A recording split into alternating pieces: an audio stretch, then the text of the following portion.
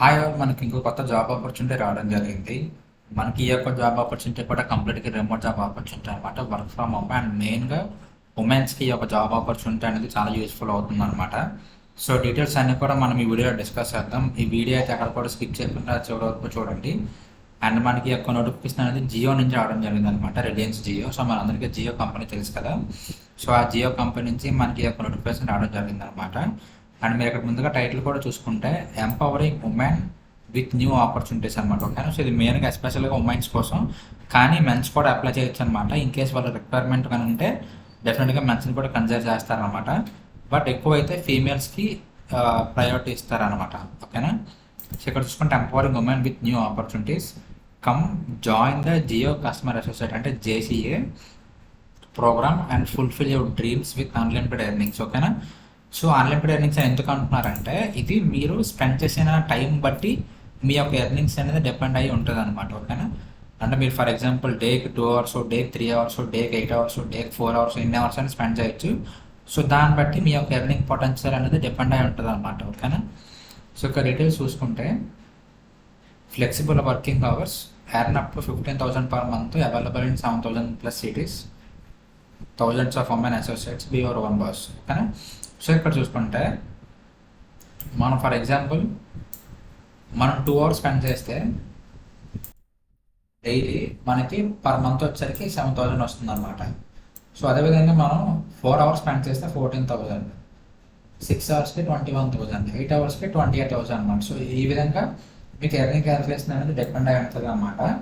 So అందుకని చెప్పి వీళ్ళు ఇక్కడ ఫ్లెక్సిబుల్ వర్కింగ్ అవర్స్ అని చెప్పి అన్నారనమాట. సో మీరు ఎన్ని అవర్స్ వర్క్ చేస్తానంటే అది మీ ఇష్టం అనమాట. సో దాన్ని బట్టి మీ యొక్క అమౌంట్ అనేది శాలరీ అనేది డిపెండ్ అయి ఉంటుంది అనమాట మీరు వర్క్ చేసిన అవర్స్ బట్టి.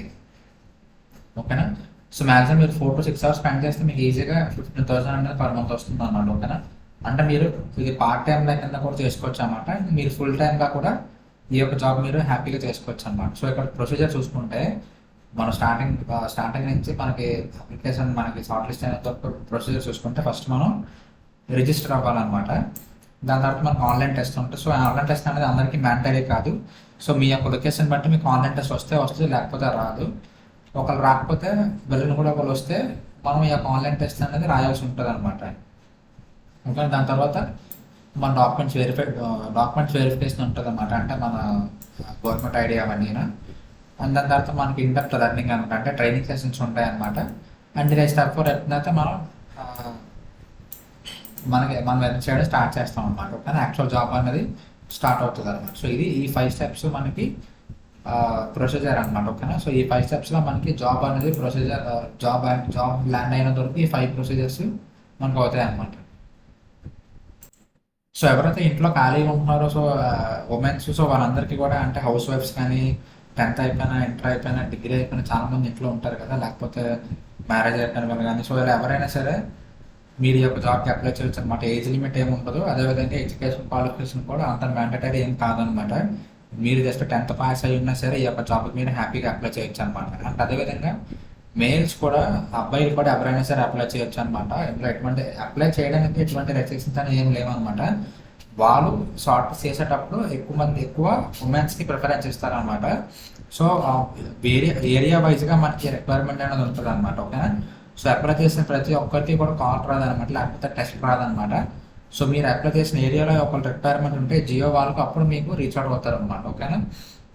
సో ఆ విధంగా మీ యొక్క అప్లై చేసే ఏరియాలో ఎక్కువ మంది అమ్మాయిలు లేకపోతే అప్పుడు ఆబ్వియస్గా అబ్బాయికి వెళ్తారు అనమాట. ఓకేనా. సో కాబట్టి ఎవరైనా సరే ఈ యొక్క జాబ్కి అప్లై చేయొచ్చు అనమాట. సో ఇప్పుడు అప్లై ప్రాసెస్ చూసుకుంటే 2 విధాలుగా అప్లై చేయొచ్చు అనమాట. ఒకటి వాట్సాప్ ద్వారా అప్లై చేయొచ్చు, అండ్ ఇంకోటి మీరు ఫామ్ ఫిల్ చేసి అప్లై చేయొచ్చు అనమాట. మీకు 2 విధాలుగా కూడా ఎక్స్ప్లెయిన్ చేస్తాను. సో ఫామ్ ఫిల్ చేశారంటే మీకు ఈ యొక్క లింక్ అనేది కింద డిస్క్రిప్షన్లో ప్రొవైడ్ చేస్తాను. సో మీరు అక్కడి నుంచి క్లిక్ చేయగానే మీకు కూడా సేమ్ పేజ్ అనేది ఓపెన్ అవుతుంది అనమాట. సో అక్కడి నుంచి మీకు టాప్ హీరో బ్యానర్లో మీకు ఇక్కడ అప్లై అవ్వని చెప్తుంది కదా.